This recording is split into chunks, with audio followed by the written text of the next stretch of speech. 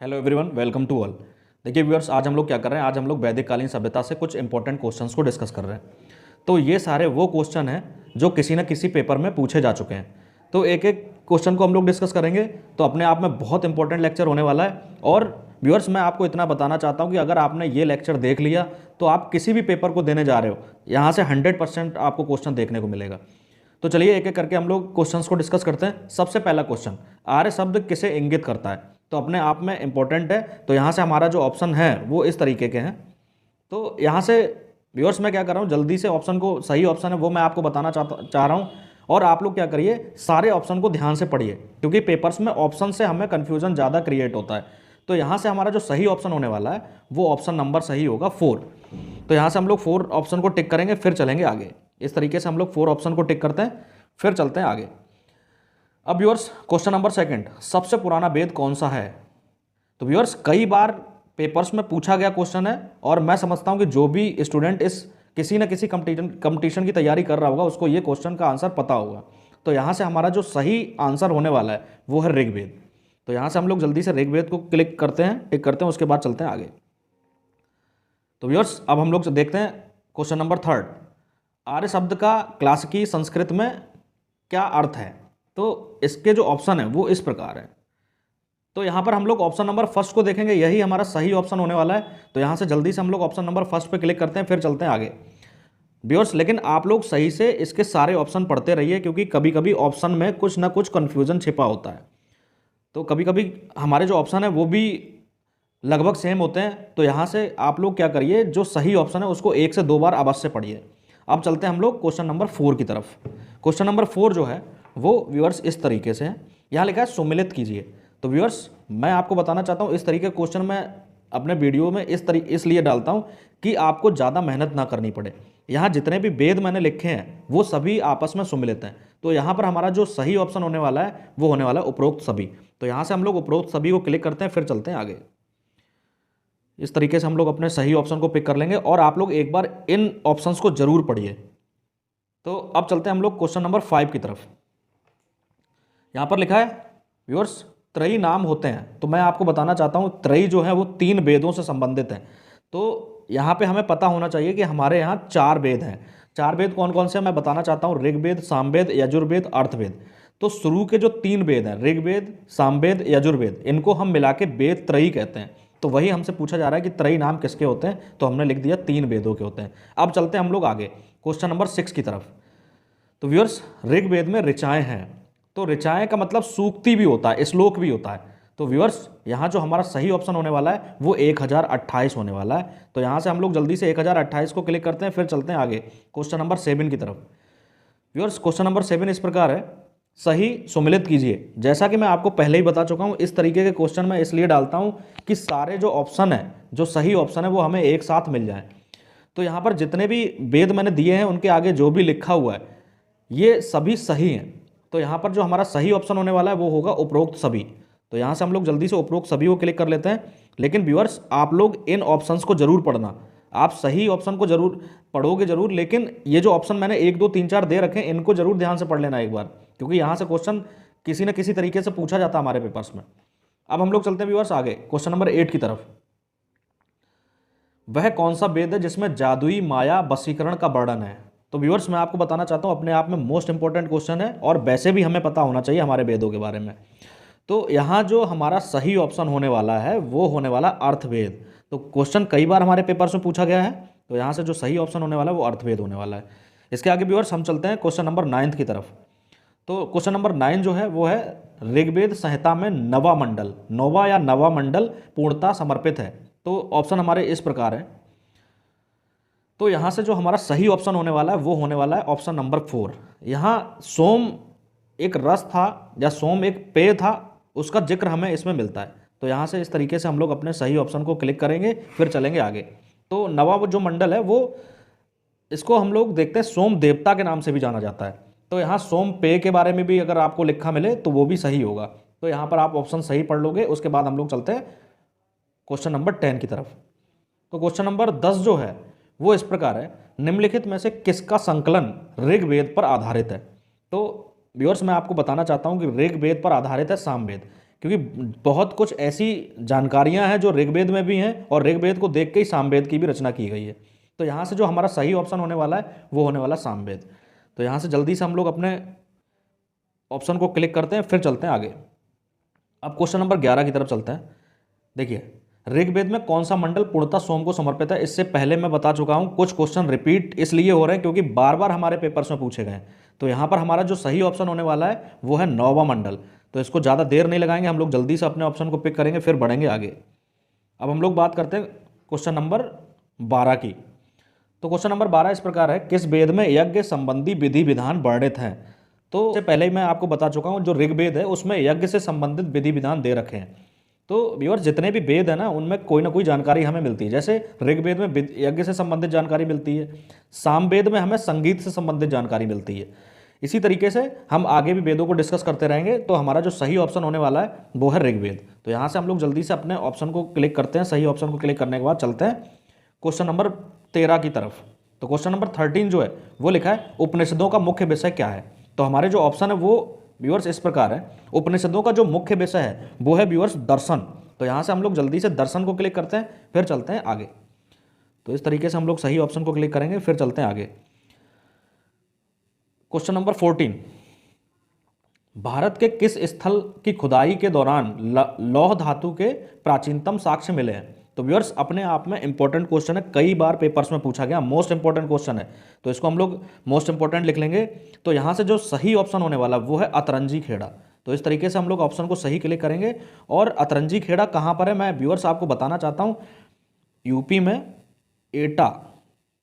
एटा जो डिस्ट्रिक्ट है वहीं पर अतरंजी खेड़ा एक जगह है, वहाँ से हमें लोहे के साक्ष्य प्राप्त हुए हैं। तो व्यूअर्स, यहाँ से मैं बताना चाहता हूँ, लोहे के जो साक्ष्य हैं उनका सबसे ज़्यादा यूज जो है या सबसे पहले जो प्रमाण मिला है वो अतरंजी खेड़ा से मिला है। अब व्यूअर्स चलते हैं हम लोग आगे क्वेश्चन नंबर 15 की तरफ। देखिए, सेम क्वेश्चन है, इससे पहले भी हम लोग डिस्कस कर चुके हैं। उपनिषद के बारे में क्या था कि उपनिषद पुस्तकें किस पर आधारित हैं? तो ये दर्शन पर ही आधारित हैं। और यहाँ से एक बात और बता देता हूँ व्यूअर्स, जो उपनिषद है वो वेदों के ऊपर ही लिखे गए हैं। तो यहाँ से हमारा जो सही ऑप्शन होने वाला है वो होने वाला दर्शन। तो इस तरीके से हम लोग सही ऑप्शन को क्लिक करेंगे, फिर चलेंगे आगे क्वेश्चन नंबर 16 की तरफ। आध्यात्मिक ज्ञान पर नचिकेता और यम का संवाद किस उपनिषद में है? तो व्यूअर्स, यहाँ से बताना चाहता हूँ कि ये वाला जो क्वेश्चन है वो पीजीटी में कई बार पूछा गया है। तो इस तरीके के क्वेश्चन मोस्टली पीजीटी में पूछे जाते हैं। तो यहाँ से जो सही ऑप्शन होने वाला है वो है कठोपनिषद। ये देखिए ऑप्शन नंबर 3। तो इस तरीके से हमारा जो सही ऑप्शन हो गया वो हो गया कठोपनिषद। अब चलते हैं व्यूअर्स आगे। देखिए, ये थोड़ा सा टिपिकल वर्ड इसलिए है क्योंकि उस समय संस्कृत भाषा चलती थी। तो संस्कृत के वर्ड थोड़ा सा टिपिकल होते हैं, सभी को पता है, संस्कृत एक कठिन भाषा है। अब चलते हैं व्यूअर्स आगे हम लोग देखते हैं क्वेश्चन नंबर 17, मोक्ष की चर्चा किस वैदिक साहित्य में मिलती है? तो इस तरीके के हम लोग देख लेते हैं। यहाँ से जो ऑप्शन है वो इस प्रकार है। तो यहाँ से जो हमारा सही ऑप्शन होने वाला है वो है उपनिषद। तो मोक्ष की जो चर्चा है वो हमें उपनिषद में मिलती है। तो यहाँ से हम लोग उपनिषद को सही से क्लिक कर लेंगे, फिर चलेंगे आगे। इसी तरीके से अब हम चलते हैं क्वेश्चन नंबर 18 की तरफ। तो क्वेश्चन नंबर 18 है, कौन सी प्रथाएं वेदोत्तर काल में प्रचलित थीं? तो व्यूअर्स, सबसे पहले हम लोग ऑप्शन को देखने की कोशिश करते हैं। और जो सबसे बड़ा ऑप्शन है, यहाँ पर देखिए आप लोग, इस बड़े ऑप्शन को कभी कभी पेपर में हमारा जो सबसे अलग ऑप्शन होता है, जो सबसे बड़ा ऑप्शन होता है वही सही होता है। तो यहाँ से हमारा जो सही ऑप्शन है वो है ऑप्शन नंबर 3। तो इस तरीके से हम लोग अपने ऑप्शन नंबर 3 को क्लिक करेंगे, फिर चलेंगे आगे। तो व्यूअर्स, मैं बताना चाहता हूँ, ये ब्रह्मचर्य और ये आश्रम है। तो व्यूअर्स, इस तरीके के हमें कई सारे संस्कार भी वेदोत्तर काल में देखने को मिलते हैं। वेदोत्तर काल का मतलब बता देता हूँ, उत्तर वैदिक काल। तो उत्तर वैदिक काल का मतलब ये हुआ कि जहाँ पर हमारे सामवेद, यजुर्वेद और अर्थवेद की रचना हुई है, उसी को हमने उत्तर वैदिक काल के नाम से जाना है। तो व्यूअर्स, अब हम लोग चलते हैं आगे क्वेश्चन नंबर 19 की तरफ। तो व्यूअर्स, नचिकेता आख्यान का उल्लेख मिलता है। तो व्यूअर्स, इस तरीके के क्वेश्चन हमारे पीजीटी में बहुत ज़्यादा पूछे जाते हैं। तो यहाँ पर जो सही ऑप्शन होने वाला है वो है कठोपनिषद। तो यहाँ से हम लोग इसको याद रखेंगे, कठोपनिषद। इस तरीके से हम लोग सही ऑप्शन को क्लिक करेंगे, फिर चलेंगे आगे। अब चलते हैं क्वेश्चन नंबर 20 की तरफ। क्वेश्चन नंबर 20, आरंभिक वैदिक काल में सर्वाधिक वर्णित नदी है? व्यूअर्स, ये क्वेश्चन कई बार हमारे पेपर से पूछा जा चुका है। तो यहाँ से जो सही ऑप्शन होने वाला है वो है सिंधु नदी। तो यहाँ पर सिंध लिखा है। तो व्यूअर्स, उस समय सिंधु, आज की डेट में जो सिंधु नदी जानी जाती है उसको वैदिक काल में सिंध के नाम से जाना गया है। तो यहाँ से हम लोग सही ऑप्शन को क्लिक करेंगे, फिर चलेंगे आगे इस तरीके से। अब ये सुत्रुदी लिखा है। तो व्यूअर्स, सुत्रुदी संस्कृत का वर्ड है। तो आजकल हम लोग जिसको सतलज के नाम से जानते हैं उसको उस समय शत्रुदी कहा जाता था। तो व्यूअर्स इस तरीके के भी कई क्वेश्चन हमारे पेपर्स में पूछे जाते हैं, तो आगे हम लोग थोड़ा थोड़ा इसको भी डिस्कस करते रहेंगे। अब चलते हैं हम लोग क्वेश्चन नंबर 21 की तरफ। क्वेश्चन नंबर 21, वैदिक नदी अस्किनी की पहचान इनमें से किस नदी के साथ हुई? तो अस्किनी जो नाम मिलता है वो हमें चेनाब नदी का नाम मिलता है। तो व्यूअर्स यहाँ से हम लोग चेनाब नदी को क्लिक करेंगे, फिर चलेंगे आगे। तो व्यूअर्स इस तरीके के क्वेश्चन बहुत ज़्यादा हमारे पेपर्स में पूछे जाते हैं। अब हम लोग चलते हैं 22 की तरफ। 22, वैदिक नदी कुंभा का स्थान कहाँ से बहती है? तो व्यूअर्स मैं बताता हूँ, ये नेट में एक बार क्वेश्चन पूछा गया था। तो मैं आपको बताना चाहता हूँ 2017 का नेट जब मैंने दिया था उसमें मुझे ये क्वेश्चन दिखाई दिया था। तो जो कुंभा नदी है, तो कुंभा नदी अफगानिस्तान में बहती है। तो व्यूअर्स यहाँ जो हमारा सही ऑप्शन होने वाला है वो होने वाला है अफगानिस्तान। तो इस तरीके से हम लोग सही ऑप्शन को क्लिक करेंगे, फिर चलेंगे क्वेश्चन नंबर 23 की तरफ। तो 23, ऋग्वेद में किन नदियों का उल्लेख अफगानिस्तान के 7 आर्यों के संबंध को दिखाता है? तो व्यूअर्स मैंने बता दिया कि पहले पाकिस्तान, अफगानिस्तान हमारे भारत में ही था। ये पूरा जितना भी इनका विस्तार क्षेत्र था वो मैं अपने वीडियो लेक्चर में आपको बता चुका हूँ। वैदिक कालीन सभ्यता को आप पढ़ लोगे, वहाँ से आपको अच्छी तरीके से समझ में आ जाएगा। तो वहाँ से भी क्वेश्चन मिलेंगे, यहाँ से तो 100% आपको क्वेश्चन मिलना है। तो व्यूअर्स जो हमारा क्वेश्चन नंबर 23 है उसका जो सही ऑप्शन होने वाला है वो है कुंभ्रा और कुंभू, जैसा हम लोग पहले डिस्कस कर चुके हैं। तो कुंभ्रा और कुमरू नदी जो है वो अफगानिस्तान में बहती थी। तो व्यूअर्स इसी तरीके से आपने काबुल भी सुना होगा, काबुल भी अफगानिस्तान के आसपास वाला क्षेत्र है। तो व्यूअर्स ये सब अफगानिस्तान के क्षेत्र हैं। तो ये हमारे वैदिक काल में भी हमें देखने को मिलते हैं। अब इस तरीके से चलते हैं हम लोग क्वेश्चन नंबर 24 की तरफ। तो 24 क्वेश्चन क्या है? ऋग वैदिक काल में निष्क शब्द का प्रयोग एक आभूषण के लिए होता था। तो यहाँ पर मैं कर लोगे व्यूअर्स, यहाँ से आप लोग देख लोगे ये मैं लिखा है ऋग वैदिक काल में। तो ऋग वैदिक काल में निष्क शब्द का प्रयोग एक आभूषण के लिए होता था तथा परिवर्तित काल में इसका प्रयोग किसके अर्थ में होने लगा? तो व्यूअर्स अपने आप में मोस्ट इंपॉर्टेंट है। देखिए इसकी पूरी व्याख्या मैंने यहाँ पर लिख दी, अभी मैं दिखाऊंगा आपको। तो यहाँ जो सही ऑप्शन होने वाला हमारा वो ऑप्शन होने वाला सिक्का। पहले ये एक आभूषण था व्यूअर्स, यहाँ से बताना चाहता हूँ, ये पहले एक आभूषण था, लेकिन उत्तर वैदिक काल में, यहाँ से लिख देता हूँ, उत्तर वैदिक काल में हमने देखा कि ये एक सिक्के के आकार का बनने लगा था। तो व्यूअर्स यहाँ से मैं आपको दिखा देता हूँ, ये देखिए इसका जो 4th ऑप्शन है वो सही होगा। तो यहाँ से नीचे देखिए क्या लिखा है, ऋग वैदिक काल में निष्क का प्रयोग सोने के हार के रूप में होता था, यानी एक आभूषण था। बाद में जब उत्तर वैदिक काल आया तो वहाँ पर इसका यूज एक सिक्के के रूप में होने लगा था। तो यही सारी व्याख्या मैंने यहाँ पर नीचे लिखी है, आप वीडियो को रोक के यहाँ से एक बार पढ़ सकते हो। तो यहाँ से मैं थोड़ा सा अपने फ़ोटोज़ को शिफ्ट करता हूँ, ये देखिए यहाँ से आप पूरा इसको पढ़ सकते हो। तो इस तरीके से अब हम लोग चलते हैं क्वेश्चन नंबर 25 की तरफ। तो यहाँ से देखते हैं, प्राचीन भारत में निशाका के नाम से जाने जाते थे। तो निशाक, देखिए व्यूअर्स एक चीज़ और मैं बताता हूँ, हमारे पेपर में कभी कुछ ऐसे टिपिकल वर्ड आ जाते हैं जो हम किसी किताब में नहीं पढ़ते हैं। तो व्यूअर्स इससे बचने का एक तरीका मैं आपको बताता हूँ। आप क्वेश्चन को हिंदी में भी पढ़िए और उसके बाद इंग्लिश में पढ़िए। तो इससे पहले वाले क्वेश्चन मैंने आपको निष्क वर्ड यूज़ किया था। तो यहाँ जो वर्ड लिखा है वो निशाका लिखा है, देखिए ये देखिए निशाका। तो इसको हम लोग निष्क के नाम से जानते हैं। तो किताबों में ये वर्ड निष्क मिलेगा, लेकिन पेपर में जब पूछा जाएगा तो निशाका नाम से भी पूछा जा सकता है। तो व्यूअर्स अपने आप में दोनों सही हैं। तो यहाँ जो हमारा ऑप्शन होने वाला है वो निशाका का जो सही है वो है स्वर्ण आभूषण। तो यहाँ पर ऑप्शन नंबर 4 सही है। ऑप्शन नंबर 4 को क्लिक करने के बाद हम चलते हैं आगे। क्वेश्चन नंबर 26, निम्नलिखित में से किस ब्रह्मावादिनी ने कुछ वेद मंत्रों की रचना की है? देखिए व्यूअर्स मैं आपको बताना चाहता हूँ, हमारे ऋग वैदिक काल में कुछ स्त्रियों का जिक्र मिलता है जो बहुत ज़्यादा विद्वान थी और उन्होंने कई सारी रचनाएं भी लिखी हैं। तो उनमें से एक विद्वान स्त्री जो थी, विद्युती स्त्री जो थी, वो थी लोपामुद्रा। तो लोपामुद्रा का आप लोग नाम ध्यान रखोगे, ये देखिए लोपामुद्रा। तो हमारा जो सही ऑप्शन है लोपामुद्रा। उसके बाद हम लोग चलते हैं क्वेश्चन नंबर 27 की तरफ। तो व्यूअर्स इस तरीके के भी क्वेश्चन हमें पेपर में पूछे जा रहे हैं आजकल। तो आपको समझ लेना चाहिए कि किस तरीके से सीरियस क्वेश्चन भी हमें पढ़ने हैं। तो व्यूअर्स अब हम चलते हैं क्वेश्चन नंबर 27 की तरफ। 27 क्या कह रहा है, धर्म तथा रीत भारत के प्राचीन वैदिक सभ्यता के केंद्रीय विचार को चित्रित करते हैं। इस संदर्भ में कौन सा कथन सही है? तो व्यूअर्स इस तरीके के क्वेश्चन मैं इसीलिए डालता हूं जिससे हमें ज़्यादा से ज़्यादा नॉलेज मिल सके। तो यहाँ पर हमारा ऑप्शन नंबर 1 भी सही है, ऑप्शन नंबर 2 भी सही है। रीत एक व्यवस्था थी, तो यहाँ से आप लोग पढ़ सकते हैं नैतिक विधान था।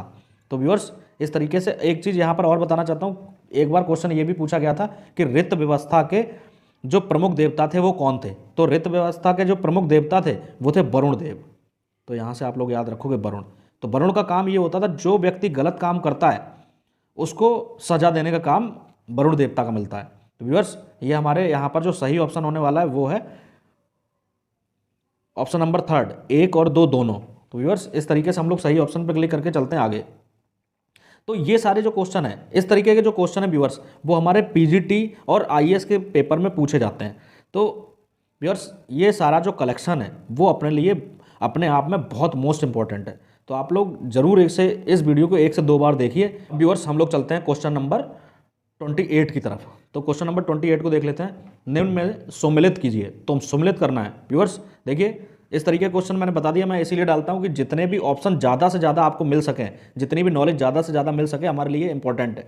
तो व्यूअर्स ये देखिए वैदिक नदियां हैं और उनके जो आधुनिक नाम है वो दिए गए हैं। जल्दी से हम लोग एक बार डिस्कस कर लेते हैं। तो कुंभरा जो नदी है, कुंभा नदी आधुनिक नाम हम लोग काबुल इसको जानते हैं, काबुल के नाम से। परुष्णी मैं बता चुका हूँ, रावी नदी, सदानीरा गंडक नदी को कहते थे, और सुतरुदी सतलज नदी को कहते थे। इससे पहले मैं आपको बता चुका हूँ। तो ये सारे जो नाम है ये संस्कृत नाम है जो हमारे वैदिक साहित्यों में मिलते हैं। तो ये सारे वो नाम है और वर्तमान समय में ये नाम हमें देखने को मिलते हैं। तो दोनों बहुत इंपॉर्टेंट जानकारियाँ हैं, इनको आप लोग याद रखोगे। इसी तरीके से व्यूअर्स देखिए एक ऑप्शन और होगा, उपरोक्त सभी। तो हमारा जो सही ऑप्शन होने वाला है वो है उपरोक्त सभी। जल्दी से हम लोग अपने ऑप्शन को क्लिक करते हैं, सही वाले को, फिर चलते हैं आगे। अब चलते हैं हम लोग क्वेश्चन नंबर 29 की तरफ। तो व्यूअर्स क्वेश्चन नंबर 29, उपनिषद काल में राजा अश्वपति शासक थे। व्यूअर्स यूजीसी नेट का क्वेश्चन है ये। तो यहाँ पर हमारा जो सही ऑप्शन होने वाला है वो है के। तो यहाँ से हम लोग जल्दी से अपने सही ऑप्शन को क्लिक करते हैं, फिर चलते हैं आगे। के। तो इस तरीके से हमें कई सारे राजा ऐसे देखने को मिलते हैं, उनके राज्य के नाम भी हमें देखने को मिलते हैं। तो धीरे धीरे जो इंपॉर्टेंट होगा उनको हम लोग डिस्कस करते रहेंगे। अब हम लोग चलते हैं व्यूअर्स क्वेश्चन नंबर 30 की तरफ। तो क्वेश्चन नंबर 30 यहाँ से हम लोग आगे देख लेते हैं। क्वेश्चन नंबर 30 अपने आप में मोस्ट इंपॉर्टेंट क्वेश्चन। देखिए बैगज गोई महत्वपूर्ण है। देखिए मैं बता देता हूँ आपको, बैगज गोई एक अभिलेख था। तो व्यूअर्स ये बैगज गोई जो अभिलेख था वो हमें मध्य एशिया से प्राप्त हुआ है। तो यहाँ पर जो अभिलेख मिला है उसमें हमें जो प्रमुख देवता थे वैदिक काल के उनके बारे में हमें देखने को मिलता है। तो हमारा सबसे जो एप्रोप्रिएट ऑप्शन होने वाला है वो है ऑप्शन नंबर 2। तो यहाँ से जो वैदिक देवता थे उनके बारे में हमें देखने को मिलता है। तो वो वैदिक देवता कौन कौन से थे मैं बता देता हूँ। इंद्र, मित्र, वरुण और नासात्य, ये 4 देवता हमें इस अभिलेख से देखने को मिलते हैं, इसीलिए हमारे लिए ये इंपॉर्टेंट है। तो ये हमें अभिलेख जो है वो मध्य एशिया से मिला है। तो यहाँ से हम लोग इसको भी याद रखेंगे, मध्य एशिया से मिला है। उसके बाद चलते हैं हम लोग आगे। क्वेश्चन नंबर 31, गोत्र शब्द का सर्वप्रथम प्रयोग कहाँ हुआ था। तो व्यूअर्स इसका जो सही ऑप्शन है वो है ऋग्वेद। तो यहाँ से हम लोग जल्दी से ऋग्वेद को क्लिक करके फिर चलते हैं आगे। तो व्यूअर्स इस तरीके के भी क्वेश्चन हमारे पेपर्स में पूछे जा रहे हैं, तो हमें सभी तरीके के क्वेश्चन पढ़ने हैं जो हमारे लिए इंपॉर्टेंट है। अब व्यूअर्स हम लोग चलते हैं क्वेश्चन नंबर 32 की तरफ। तो क्वेश्चन नंबर 32 है, पुरुषमेघ का उल्लेख किस ग्रंथ में मिला है। तो व्यूअर्स यहाँ से हमारे जो ऑप्शन है वो इस तरीके से हैं। तो यहाँ से मैं व्यूअर्स आपको बताना चाहता हूँ जो हमारा सही ऑप्शन होने वाला वो है शतपथ ब्राह्मण। तो यहाँ से हम लोग शतपथ ब्राह्मण को क्लिक करेंगे, फिर पढ़ेंगे आगे। तो शतपथ ब्राह्मण अपने आप में इंपॉर्टेंट ब्राह्मण है, क्योंकि व्यूअर्स मैं बताना चाहता हूँ इसी तरीके से और भी यज्ञ थे जिनका उल्लेख हमें शतपथ ब्राह्मण में मिलता है। तो देखिए पुरुषमेघ यज्ञ का भी जिक्र मिलता है हमें, और अश्वमेघ यज्ञ का भी जिक्र मिलता है, वाजपेयी यज्ञ का भी जिक्र मिलता है। तो ये सारे जितने भी यज्ञ हैं धीरे धीरे करके हम लोग आगे पढ़ेंगे। अब चलते हैं व्यूअर्स आगे। क्वेश्चन नंबर 33, प्रसिद्ध 10 राजाओं का युद्ध किस नदी के तट पर लड़ा गया। तो व्यूअर्स अपने आप में मैंने बताया कि जो सबसे अलग ऑप्शन है वही हमारा आंसर होने वाला है। तो हमारा जो ऑप्शन होने वाला है वो है परुष्णी नदी। तो परुष्णी जो नाम था वो रावी नदी का नाम था। तो यहाँ से हम लोग लिख सकते हैं रावी नदी। तो व्यूअर्स ये हमारा सही ऑप्शन होगा। फिर चलते हैं हम लोग आगे क्वेश्चन नंबर 34 की तरफ। तो क्वेश्चन नंबर 34 है, उत्तर वैदिक काल में निम्नलिखित में से किसको आर्य संस्कृति का धुर समझा जाता था। तो व्यूअर्स हमें कई सारे राज्य देखने को मिलते हैं, लेकिन हमारे आयोग के द्वारा या जब भी ये क्वेश्चन पूछा गया है वहां पर ये आंसर दिया गया है क्वेश्चन ऑप्शन नंबर 2। तो ऑप्शन नंबर 2 में अंग और मगध को आर्य संस्कृति का धुर बताया। धुर का मतलब व्यूअर्स ये होता है कि जितनी भी आर्य संस्कृति थी उसको इस समय बहुत ज़्यादा, इसकी जो विकास की दिशा थी वो इन राज्यों के समय बहुत ज़्यादा थी। तो अंग और मगध में हमने देखा कि बहुत ज़्यादा लोग आर्य संस्कृति को फॉलो करते थे, उसमें हमें वर्ण व्यवस्था भी देखने को मिलती है। तो इस तरीके से हमारा जो ऑप्शन नंबर 2 होगा वो सही हो जाएगा। अब हम लोग चलते हैं क्वेश्चन नंबर 35 की तरफ। तो हमारा जो 35 है क्वेश्चन वो है, पूर्व वैदिक आर्य का धर्म प्रमुख था। तो व्यूअर्स यहाँ का जो सही ऑप्शन होने वाला है वो है प्रकृति पूजा और यज्ञ। तो वैदिक काल के जो लोग थे वो प्रकृति पूजा और यज्ञ में बहुत ज़्यादा विश्वास रखते थे। और व्यूअर्स एक बात और यहाँ पर बता देता हूँ कि वैदिक काल का जो पतन हुआ था वो इसीलिए हुआ था क्योंकि यहाँ पर हमने देखा कि बहुत ज़्यादा यज्ञ आ गए थे, हमें यहाँ पर कहीं कहीं बलि प्रथा भी देखने को मिली है और यज्ञ एक तरीके से बहुत खर्चीली व्यवस्था हो गई थी जैसे जैसे समय बढ़ता गया। तो इसी तरीके से हमने देखा कि वैदिक काल के समापन के बाद कई सारे धर्म हमारे भारतीय इतिहास में हमें पढ़ने को मिले हैं। तो इस तरीके से हमारा जो ऑप्शन है वो ऑप्शन नंबर सेकंड सही होगा। अब हम लोग चलते हैं क्वेश्चन नंबर 36 की तरफ। तो क्वेश्चन नंबर 36 है, प्राचीन काल में आर्यों के जीविकापार्जन का मुख्य साधन क्या था? तो व्यूअर्स इससे पहले ही मैं बता चुका हूं, यहाँ का जो जीविकापार्जन का मुख्य साधन था वो कृषि भी था, लेकिन यहाँ सबसे ज्यादा लोग शिकार करते थे। तो व्यूअर्स यहाँ पर शिकार को भी सही ऑप्शन बताया गया। तो यहाँ पर जो हमारा सही ऑप्शन होने वाला वो है शिकार। तो क्योंकि आयोग के द्वारा शिकार को ही सही बताया गया है। तो व्यूअर्स आप लोग ध्यान रखना, कृषि भी ठीक है, शिकार भी ठीक है, ये सारे ऑप्शन ठीक है। व्यूअर्स यहाँ से बताना चाहता हूँ ये सारे ऑप्शन ठीक है, लेकिन जो सबसे एप्रोप्रिएट ऑप्शन दिया गया है वो शिकार को दिया गया है। तो व्यूअर्स अब हम लोग चलते हैं क्वेश्चन नंबर 37 की तरफ। क्वेश्चन नंबर 37 है, वैदिक युग में प्रचलित लोकप्रिय शासन प्रणाली कौन सी थी? तो व्यूअर्स हमारे ऑप्शन इस प्रकार है। तो ऑप्शन को अगर हम देखेंगे तो सबसे जो उपयुक्त ऑप्शन होने वाला है वो है वंश परंपरागत राजतंत्र। तो व्यूअर्स यहाँ से हम लोग सही ऑप्शन को क्लिक करेंगे, फिर चलते हैं हम लोग आगे क्वेश्चन नंबर 38 देख लेते हैं। क्वेश्चन नंबर 38 को, तो 38 क्वेश्चन है, सर्वाधिक ऋग्वैदिक काल सूक्तियाँ समर्पित हैं। तो व्यूअर्स हमारे जो ऑप्शन है वो इस प्रकार है। तो यहाँ जो हमारा सबसे सही ऑप्शन होने वाला है वो इंद्र होने वाला है। तो व्यूअर्स हम लोग सबसे सही ऑप्शन को क्लिक करेंगे, फिर आगे बढ़ेंगे।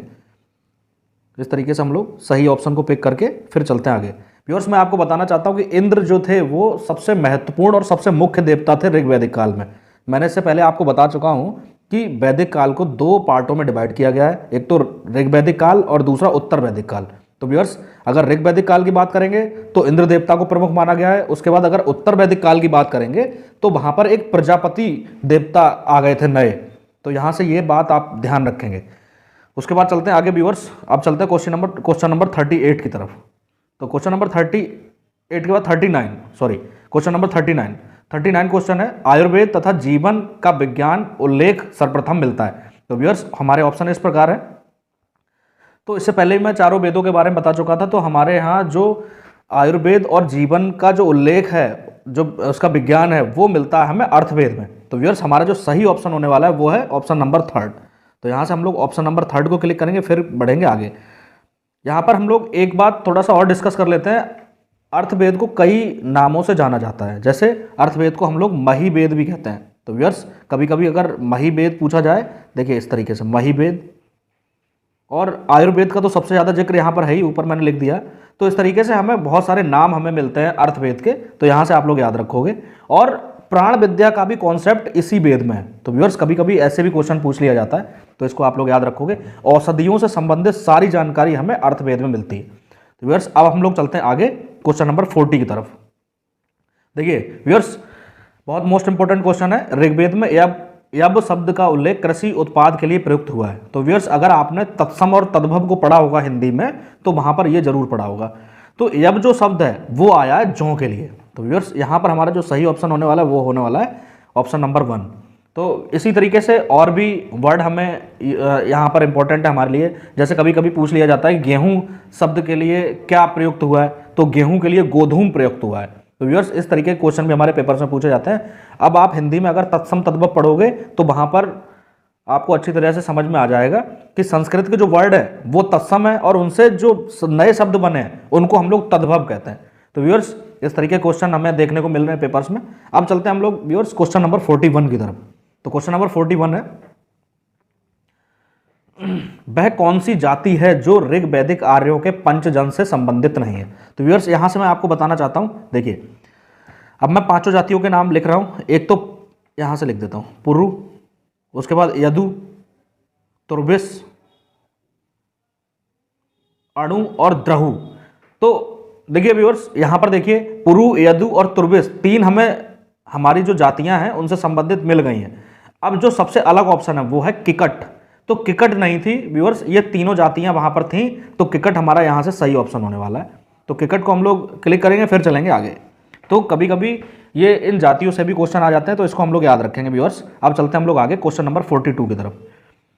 अपने आप में मोस्ट इंपॉर्टेंट क्वेश्चन है, ऋग्वेद में माते तमा, देवी तमा, नदी तमा आदि किस नदी के लिए ये वर्ड प्रयोग किए गए हैं? तो व्यूअर्स मैं आपको बता दूं कि वैदिक काल में जो सबसे पवित्र नदी थी, देखिए यहाँ दो क्वेश्चन बनते हैं, एक तो सबसे पवित्र नदी और एक दूसरा बनता है सबसे मुख्य नदी। तो पवित्र नदी की बात करेंगे जिसको हमने नदी तमा, माता तमा इन नामों से पुकारा, वो है सरस्वती नदी। तो व्यूअर्स एक बात यहाँ पर ध्यान रखना, तो हमारा सही ऑप्शन होने वाला सरस्वती नदी, ये सबसे पवित्र नदी थी। लेकिन अगर मुख्य नदी के बारे में पूछा जाएगा तो हमारा ऑप्शन होगा सिंधु नदी। तो यहाँ से हम लोग इसको क्लियर करते हैं, फिर चलते हैं आगे। अब चलते हैं क्वेश्चन नंबर 43 की तरफ।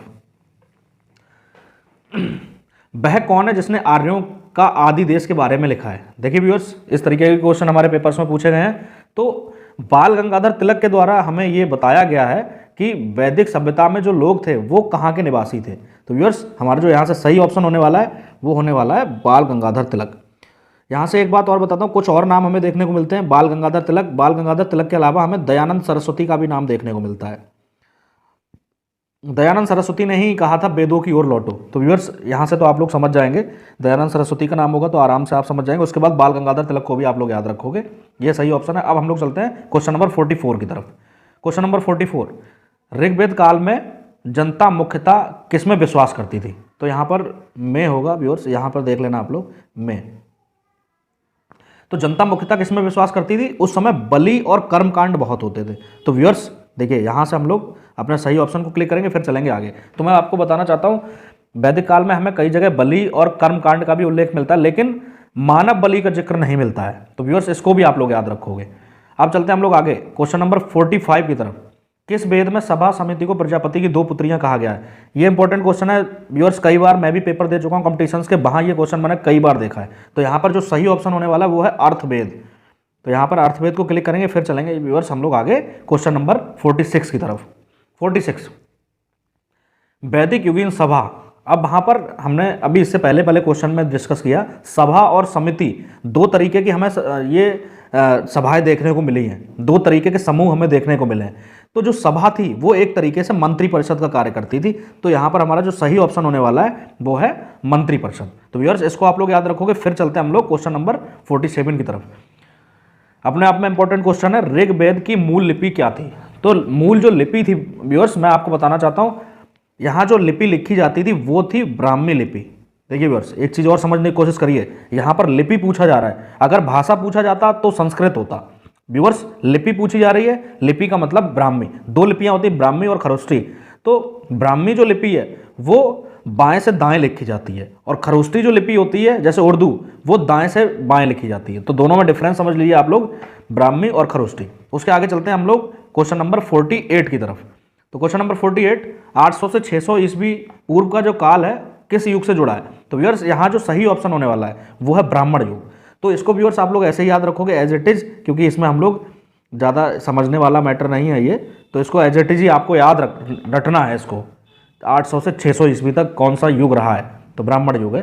व्यूअर्स ब्राह्मण मैंने बता दिया था, जो हमारे यहाँ 4 वेद थे उनके बाद बहुत सारी टिप्पणियाँ करी गई, इसी तरीके से हमारे यहाँ ब्राह्मण लिखे गए, उपनिषद भी लिखे गए। तो इसको आप लोग याद रखोगे। अब चलते हैं व्यूअर्स क्वेश्चन नंबर 49 की तरफ। देखिए व्यूअर्स अपने आप में मोस्ट इंपॉर्टेंट है, कई बार हमें ये पेपर्स में देखने को मिल चुका है। गायत्री मंत्र का उल्लेख किस वेद में मिलता है? तो जो भी मेरे स्टूडेंट्स या जो भी इस लेक्चर को देख रहे हैं व्यूअर्स, आपको पता होगा, अगर आपने कोई भी पेपर दिया होगा यहाँ पर ये क्वेश्चन कई बार हमें रिपीट होते हुए दिखा है। तो गायत्री मंत्र का जो उल्लेख है वो ऋग्वेद में होता है। तो यहाँ से व्यूअर्स हम लोग ऋग्वेद को क्लिक करेंगे, फिर चलेंगे आगे। ये इसको लिखिए आप मोस्ट इंपॉर्टेंट क्वेश्चन, ये देखिए ये मोस्ट इंपॉर्टेंट रहेगा व्यूअर्स आपके लिए, कई बार हमने देखा है। अब चलते हैं हम लोग व्यूअर्स आगे क्वेश्चन नंबर 50 की तरफ। पुराणों की संख्या कितनी है? तो व्यूअर्स पुराणों की संख्या कितनी है सभी लोगों को पता होगा, 18 पुराण है हमारे यहाँ। तो पुराणों से हमें प्राचीन समय की जानकारी मिलती है। तो हमारा जो सही ऑप्शन होने वाला है वो होने वाला है 18। तो सबसे पहले हम लोग ऑप्शन को देख लेते हैं, ऑप्शन में कन्फ्यूजन होता है। तो 18 व्यूअर्स हमारा जो सही ऑप्शन होने वाला है वो है 18। तो इसको हम लोग क्लिक करेंगे, फिर चलेंगे आगे। व्यूअर्स एक बात और बता दूं, सबसे जो पुराना पुराण है वो है मत्स्य पुराण। तो मत्स्य पुराण में भी हमें कई सारे राजवंश देखने को मिलते हैं। तो व्यूअर्स इस तरीके से हमने देखा सातवाहन वंश की जानकारी भी हमें मत्स्य पुराण से मिलती है। तो इसको आप लोग याद रखोगे। उसके बाद मौर्य वंश की जानकारी, गुप्त वंश की जानकारी हमें विष्णु पुराण से मिलती है। तो ये सारे पुराण हमारे हिस्ट्री के लिए मोस्ट इंपॉर्टेंट है, क्योंकि यहाँ से हमें कई सारे राजवंशों की जानकारी मिलती है। अब चलते हैं व्यूअर्स क्वेश्चन नंबर 51 की तरफ। 51, ऋग्वेद में सर्वाधिक संख्या में मंत्र किससे संबंधित है? तो व्यूअर्स देखिए, सबसे पहले मैंने बताया था सबसे ज़्यादा जो जिक्र आया है वो इंद्र का आया है। तो उस समय ऋग वैदिक काल में जो सबसे प्रमुख देवता थे वो थे इंद्र, और उसके बाद यहाँ पर इंद्र ऑप्शन में नहीं है, तो इंद्र ऑप्शन में नहीं है, तो हमारा सेकंड नंबर पे अग्नि होगा। तो व्यूअर्स यहाँ पर अग्नि हम लोग क्लिक करेंगे, फिर चलेंगे आगे। तो हमारा सही ऑप्शन अग्नि हुआ। उसके बाद हम लोग चलते हैं 52 क्वेश्चन की तरफ। तो क्वेश्चन नंबर 52, निम्नलिखित में से किसे ऋग्वेद में युद्ध का देवता समझा जाता था? इससे पहले वाले क्वेश्चन में मैं डिस्कस कर चुका हूं कि सबसे जो प्रमुख देवता था वो इंद्र था। तो व्यूअर्स ये सारे क्वेश्चन रिपीट होते रहते हैं, तो आपको अगर एक दो क्वेश्चन समझ में आ गया तो वहां से हमें कई सारे क्वेश्चन देखने को मिल जाते हैं। तो जैसे इंद्र के बारे में, अग्नि के बारे में आपने अच्छा सा पढ़ लिया है, तो यहाँ से ही हमें 4-5 क्वेश्चन देखने को मिल जाते हैं। तो व्यूअर्स यहाँ जो हमारा सही ऑप्शन होने वाला है वो इंद्र होने वाला है। तो इंद्र को हम लोग क्लिक करते हैं, फिर चलते हैं आगे। तो व्यूअर्स ये देखिए, यहाँ से हम लोग इंद्र को क्लिक कर रहे हैं, फिर चलते हैं आगे क्वेश्चन नंबर 53 की तरफ। गायत्री मंत्र की रचना किसने की है? देखिए व्यूअर्स, गायत्री मंत्र के बारे में हम लोग इतनी देर से डिस्कस कर रहे हैं। अब हमने बता दिया गायत्री मंत्र हमें ऋग्वेद में देखने को मिलता है। उसके बाद ऐसे भी क्वेश्चन आते हैं कि किसने इनकी रचना की है। तो यहाँ से हमारा सही ऑप्शन जो होने वाला है वो है विश्वामित्र। तो व्यूअर्स यहाँ से हम लोग विश्वामित्र को क्लिक करते हैं, फिर चलते हैं आगे क्वेश्चन नंबर 54 की तरफ। अब चलिए क्वेश्चन नंबर 54, किस काल में अछूत की अवधारणा स्पष्ट रूप से उदित हुई? देखिए व्यूअर्स, ये छुआछूत की भावना हमें बहुत ज़्यादा देखने को मिली है। इसी तरीके से हमने देखा बहुत सारे धार्मिक आंदोलन भी हुए थे छुआछूत की भावना को लेके। तो जो हमें सबसे ज़्यादा जो अछूत की भावना देखने को मिली है वो धर्मशास्त्र के समय में देखने को मिली है। तो व्यूअर्स यहाँ पर जो समाज था वो ब्राह्मण, क्षत्रिय, वैश्य, शूद्र में बट गया था। तो धर्मशास्त्र हमारा सही ऑप्शन होगा आयोग के अनुसार। और इसको क्लिक करने के बाद हम चलते हैं क्वेश्चन नंबर 55 की तरफ। तो क्वेश्चन नंबर 55, श्रीमद् भगवत गीता मौलिक रूप से किस भाषा में लिखी गई है? तो व्यूअर्स सभी लोग जानते हैं महाभारत, गीता, इनका जो मौलिक रूप में अनुवाद किया, मौलिक रूप में जो लिखा गया है वो लिखा गया संस्कृत भाषा में। उसके बाद कई भाषाओं में इनका अनुवाद कर दिया गया है। तो यहाँ से हमारा जो सही ऑप्शन होने वाला है वो है संस्कृत। तो संस्कृत को क्लिक करिए, फिर चलते हैं हम लोग क्वेश्चन नंबर 56 की तरफ। हिंदू पौराणिक कथा के अनुसार समुद्र मंथन हेतु किस सर्प का रस्सी के रूप में प्रयोग किया गया था? व्यूअर्स मोस्ट इंपॉर्टेंट क्वेश्चन है, कई बार हमें देखने को मिला है, और ये क्वेश्चन मैं बता दूं पीसीएस का पेट क्वेश्चन है। तो पीसीएस में 4 से 5 बार ये क्वेश्चन पूछा जा चुका है। तो व्यूअर्स यहाँ से हमारा जो सही ऑप्शन होने वाला वो है बासुकी। तो देखिए बासुकी को हम लोग क्लिक करते हैं, उसके बाद चलते हैं आगे। सभी लोगों ने सुना होगा समुद्र मंथन के बारे में। तो ये बासुकी को क्लिक करने के बाद हम लोग चलते हैं क्वेश्चन नंबर 57 की तरफ। तो 57 देखिए व्यूअर्स, अभी आप कोई भी कंपटीशन दोगे, जैसे जो परीक्षाएं यूनिवर्सिटी लेवल पे कराई जाती हैं जैसे एलएलबी या बीएड, तो उनमें इस तरीके के क्वेश्चन देखने को मिलते हैं। सत्यमेव जयते किस उपनिषद से लिया गया है? तो ये लोकल जो परीक्षाएं होती हैं या यूनिवर्सिटी लेवल की जो परीक्षाएं होती हैं जो आयोग के द्वारा नहीं कराई जाती हैं, तो उनमें तो ये क्वेश्चन बहुत ज़्यादा पूछा जाता है। इसके अतिरिक्त जो आयोग के द्वारा पेपर होते हैं उनमें भी कुछ क्वेश्चन पूछे जाते हैं, लेकिन ये वाला जो क्वेश्चन है वो यूनिवर्सिटी लेवल की जो परीक्षाएं उनमें मैंने बहुत ज़्यादा देखा, जैसे एलएलबी और बीएड में मैंने बहुत ज़्यादा क्वेश्चन इसको आते हुए देखा है। तो यहाँ पर जो सही ऑप्शन होने वाला है वो है मुंडको उपनिषद। तो व्यूअर्स ये मुंडको उपनिषद यहाँ से सही हो जाएगा। इसके बाद चलते हैं हम लोग क्वेश्चन नंबर 58 की तरफ। तो व्यूअर्स हमारा जो क्वेश्चन नंबर 58 है, ऋग्वेद में अघन्या का प्रयोग किसके लिए हुआ है?